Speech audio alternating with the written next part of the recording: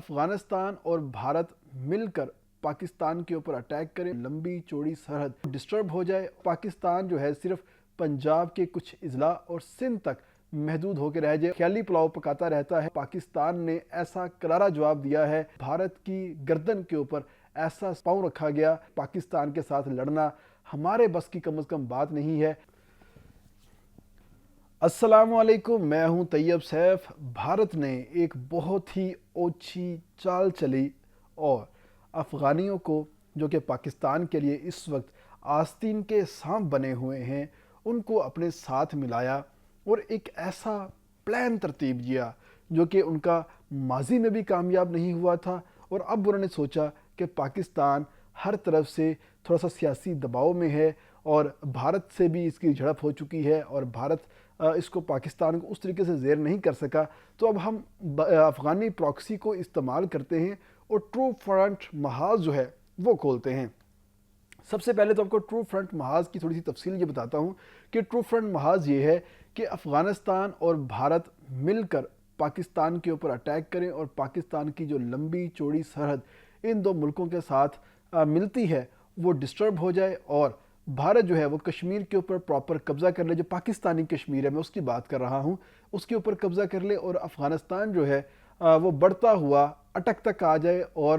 ساتھ ہی ساتھ بلوچستان کو بھی سپورٹ کریں اور بلوچستان کو الگ سے انڈیپینڈنٹ اسٹیٹ بنا دیا جائے، اور پاکستان جو ہے صرف پنجاب کے کچھ اضلاع اور سندھ تک محدود ہو کے رہ جائے، اور اس کے بعد اس کا نام پاکستان نہیں بلکہ سندھو دیش یا کچھ اس ٹائپ کا کوئی اور نام جو ہے یہ سامنے آ سکتا ہے۔ یہ ایک بڑی پرانی تھیوری ہے بھارت کی، جو کہ افغانستان کے ساتھ ملا کر یہ ہمیشہ یہ خیالی پلاؤ پکاتا رہتا ہے، لیکن اس خیالی پلاؤ کا پاکستان نے ایسا کرارا جواب دیا ہے کہ آپ اش کر اٹھیں گے کہ بھارت کی گردن کے اوپر ایسا پاؤں رکھا گیا کہ افغانی جو ہیں بیچارے وہ چیوں چیوں کرتے واپس اپنی بل میں جا گھسے ہیں، اور بھارت جو ہے اپنی پیٹھ کھجاتا ہوا دور جا کے بیٹھ گیا ہے اور کہتا ہے کہ پاکستان کے ساتھ لڑنا ہمارے بس کی کم از کم بات نہیں ہے۔ ہم جس محاذ سے بھی آتے ہیں پاکستان کے پاس اس کا توڑ پہلے سے موجود ہوتا ہے۔ سفارتی محاذ سے آتے ہیں تو مار پڑتی ہے، سیاسی محاذ پر آتے ہیں تو مار پڑتی ہے،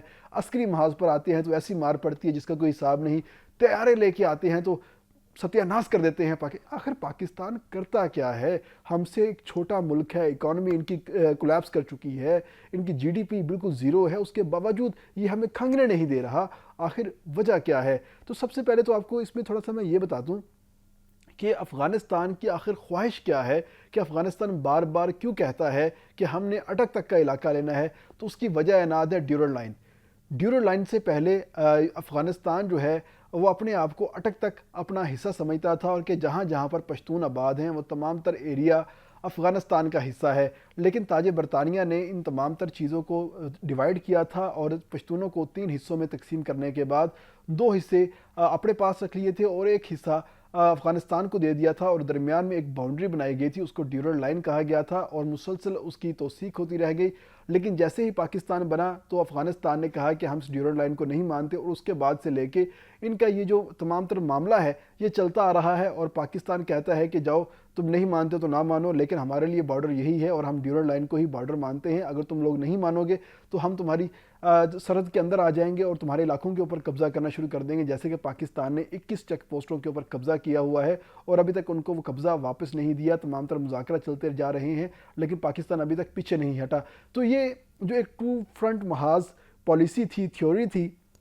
جو کہ ایکٹیو کرنے کی کوشش کی گئی، اس کا پاکستان نے جواب کیسے دیا ہے؟ پاکستان نے سب سے پہلے تو کہا کہ بھائی جان افغانستان، تم ہمیشہ ہمارے لیے پالک رہے ہو، ہم نے تمہیں پالا ہے، پلوسا ہے، کھلایا ہے، چلنا سکھایا ہے، حکومت کرنا سکھایا ہے، سب کچھ تم ہمارے مرہون منت ہو، تم ہمیں مت بتاؤ کہ باپ نے کیا کرنا ہے۔ تو باپ نے پھر بتایا ان کو کہ خاص طور پر پہلے تو اپنے جو افغانی 40 لاکھ ہمارے پاس ہیں ان کو اٹھاؤ اور شابش چلو۔ پاکستان نے جب سے افغانستان کے ساتھ ہماری جھڑپ چل رہی تھی، اس جھڑپ کی وجہ سے اپنے بارڈر جو ہے مکمل سیز کیے ہوئے تھے، تو افغانیوں کے خلاف کریک ڈاؤن نہیں ہو پا رہا تھا، لیکن اب ان افغانیوں کے خلاف کریک ڈاؤن بھی ہوا، اور ساتھ ہی ساتھ پاکستان نے بارڈر بھی اوپن کر دیا۔ بارڈر اوپن ہونے کے ساتھ ہی ایک دن کے اندر 10,000 سے زائد افغانی پاکستان سے ڈیپورٹ کیے گئے ہیں اور ان کے تمام تر دستاویزات ان کے حوالے کیے گئے ہیں اور کہا گیا ہے کہ اگر آپ دوبارہ پاکستان آنا چاہتے ہیں تو ویزا لے کے ان کاغذات کو استعمال کریں اور دوبارہ پاکستان آرام سے آ جائیں، ہم آپ کو کچھ نہیں کہیں گے، آپ ہمارے مہمان ہوں گے اور آپ پاکستان کے قوانین کی بے حرمتی نہیں کریں گے بلکہ پاسداری کریں گے۔ تو ایک دن کے اندر 10,000 افغانیوں کو ڈیپورٹ کیا گیا ہے، چمن بارڈر سے الگ کیا گیا ہے، تورخم بارڈر سے الگ کیا گیا۔ اس سے پہلے ہم صرف تورخم بارڈر سے ان کو بھیج رہے تھے، لیکن ہمارے پاس جو ہمارے سی سی ڈی ہے، سی ٹی ڈی ہے، پولیس ہے، ان تمام اداروں نے اتنا اچھا کام کیا ہے ان تمام تر افغانیوں کو اکٹھا کرنے کے لیے کہ انہوں نے ہر گھر گلی کوچے سے افغانیوں کو نکالنا شروع کیا ہے، نکال کے ہولڈنگ کیمپ کے اندر بھیجا اور وہاں سے ان کو بارڈر پہ بھیجا گیا، اور بارڈر سے یہ لوگ اتنے اکٹھے ہو گئے کہ ان کو نکالنا ہی بنتا تھا۔ 2 بارڈر اکٹھے کھولے گئے اور ان کی 10,000 سے زیادہ کی تعداد ایک دن کے اندر 24 گھنٹے کے اندر نکال دی گئی۔ اگر ہم صرف کے پی کے کی بات کرتے ہیں تو کے پی کے کے اندر کل 29 جو ہولڈنگ کیمپ ہیں وہ بنائے گئے تھے اور جو افغان ریفیوجیز کیمپ ہیں وہ بنائے گئے تھے۔ تو ان افغان ریفیوجیز کیمپ کو باقاعدہ طور پہ وزارت داخلہ کے حکم کے بعد بند کر دیا گیا ہے اور ان تمام لوگوں کو وہاں سے نکال دیا گیا ہے۔ اس نکالنے کا ایفیکٹ یہ آیا ہے کہ تمام لوگ بارڈر کے اوپر گئے اور صرف اکتوبر کے مہینے میں اگر ہم بات کرتے ہیں تو 1 لاکھ سے زائد افغانی صرف اکتوبر کے مہینے میں ڈیپورٹ کیے گئے۔ اس کے ساتھ اگر میں آپ کو بتاؤں اس میں پورے جو ابھی تک یہ ڈرائیو چلی ہے، اس ڈرائیو کے اندر 14,13,906 افغانی ڈیپورٹ کر دیے گئے ہیں اور اس میں 1,63,253 وہ لوگ ہیں جو کہ پروف آف ریزیڈنسی کے ساتھ یہاں پر رہ رہے تھے، اور اس میں 80,000 وہ لوگ ہیں جو کہ افغان سٹیزن کارڈ ہولڈر ہیں، یعنی کہ پاکستان نے ان کو باقاعدہ طور پہ اپنے سسٹم کے اندر رجسٹرڈ کیا ہوا تھا اور افغان سٹیزن کارڈ ان کو جاری کیے ہوئے تھے اور کہا ہوا تھا کہ آپ کو ہم مستقبل میں کسی بھی طریقے سے ایڈجسٹ کر دیں گے، لیکن پاکستان نے اپنی پالیسی بدلی اس کے حوالے سے اور افغان سٹیزن کارڈ ہولڈر کے تمام کارڈ منسوخ کیے، اور اب 80,000 لوگ جو ہیں افغان وہ ڈیپورٹ ہو چکے ہیں، جو پناہ گزین تھے ہمارے پاس، 40 سال سے رہ رہے تھے ہمارے پاس، وہ تمام لوگ یہاں سے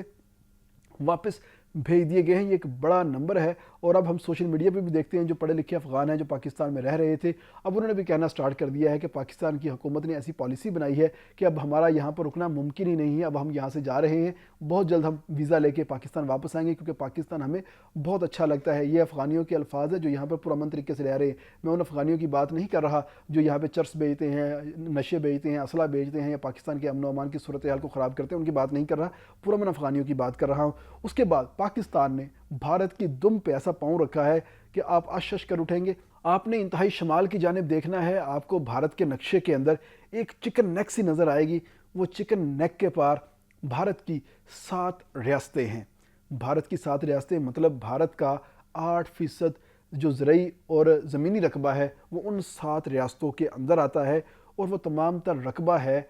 بنگلہ دیش کے پار۔ ایک طرف اس کے چائنا لگتا ہے، ایک طرف نیپال لگتا ہے، ایک طرف بھوٹان لگتا ہے، ایک طرف بنگلہ دیش لگتا ہے، اور ایک طرف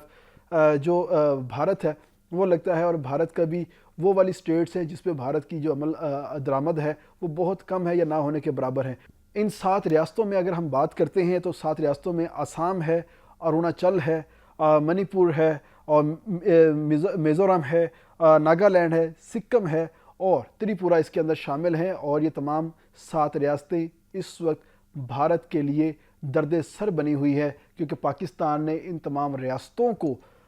اب بنگلہ دیش کے اندر شامل کرنے کا فیصلہ کیا ہے، اور بھارت جو ہے اس کے اوپر روتا ہوا ہمیں دکھائی دے رہا ہے۔ فیلڈ مارشل نے اس کے اوپر ایک پالیسی بنائی، اور پالیسی بنانے کے ساتھ ہی اپنے joint chief of army staff جو کہ پاک فوج کا سب سے بڑا عہدہ ہے، جنرل ساحر شمشاد مرزا کو بنگلہ دیش بھیجا، اور بنگلہ دیش وہ گئے، اور وہاں پر جا کے انہوں نے کہا کہ یہ جو 7 ریاستیں ہیں یہ بنگلہ دیش کا حصہ بن سکتی ہیں، اور اگر بھارت جو ہے گریٹر افغانستان کا خواب دیکھ سکتا ہے تو پاکستان گریٹر بنگلہ دیش کے لیے عملی طور پر کام کرنا شروع ہو چکا ہے، اور یہ 7 ریاستیں اب بنگلہ دیش کا حصہ بنیں گی۔ اور اس کے ساتھ ہی جو بھارت کو سب سے بڑی آگ لگی ہے، جو ان کو کیا کہتے ہیں کہ ان کے اندر ایک بے چینی آئی ہے، وہ بے چینی یہ آئی ہے کہ باقاعدہ طور پہ بنگلہ دیش نے اس پرپوزل کو ایکسیپٹ کیا ہے، اور ایک کتاب جس کے اوپر نقشہ بنا ہوا تھا گریٹر بنگلہ دیش کا، وہ نقشہ جو ہے chief of joint staff general Sahir Shamshad Mirza کو وہ گفٹ کی گئی ہے، اور واضح کیا گیا ہے کہ بنگلہ دیش کے آنے والے دنوں میں عزائم کیا ہیں۔ اور آپ کو پتہ ہے جب کسی کے عزائم کی باری ہوتی ہے تو اس کا جو کریٹر ہوتا ہے، خالق ہوتا ہے، اس کے بارے میں بات ضرور ہوتی ہے، اور اس تمام تر چیز کا خالق ہے پاکستان، اور پاکستان نے بھارت کو بتایا کہ اگر آپ پاکستان توڑنے کی بات کرو گے تو ہمارے پاس پلان ہے افغانستان کو توڑنے کا، ہمارے پاس پلان ہے بھارت کو توڑنے کا۔ اور اس طرف سے جب بھارت اپنے آپ کو بچانے کے لیے جب سلگری کوریڈور یعنی کہ چکن نیک 7 سسٹرز کو بچانے کے لیے جائے گا تو ہمارے پاس پیچھے موقع ہوگا کہ ہم کشمیر کے اوپر قبضہ کریں گے اور کشمیر کو پاکستان کے ساتھ، جو کہ پاکستان کی شاہراہ ہے، اس کو اپنے ساتھ ملائیں گے۔ اس طریقے سے افغانیوں کو بھی سبق مل جائے گا اور بھارت جو ہمارا ازلی دشمن ہے تو بھارت کو بھی ایسا سبق ملے گا کہ دوبارہ وہ پاکستان کی جانب دیکھے گا ہی نہیں۔ اس وقت مسئلہ یہ ہے کہ مودی نے اپنا الیکشن جیتنا ہے، مودی نے اپنی جو ہندوتوا سوچ ہے اس کو پرچار کرنا ہے، اور اس کی بنیاد کے اوپر ہی اس نے اپنی جو آر ایس ایس کی اسی تنظیم ہے اس کے اندر اپنی کارکردگی پیش کرنی ہے کہ 100 سالہ کارکردگی میری یہ رہی کہ ہم نے بھارت کو گریٹ بنایا ہے اور پاکستان کو ہم نے توڑ دیا ہے، اور اب سب کانٹیننٹ کے اندر صرف ایک ہی قوم ہوگی، وہ ہندو ہوگی۔ تو یہ تمام تر چیزیں اب مودی کے گلے پڑنے جا رہی ہیں، کیونکہ پاکستان نے اپنا جو پلان ہے وہ میچور کر لیا ہے، اور اب ہم گریٹر افغانستان تو بننے دیں گے نہیں، بلکہ افغانستان کا وہ حصہ جو پشتون آبادی پر مشتمل ہے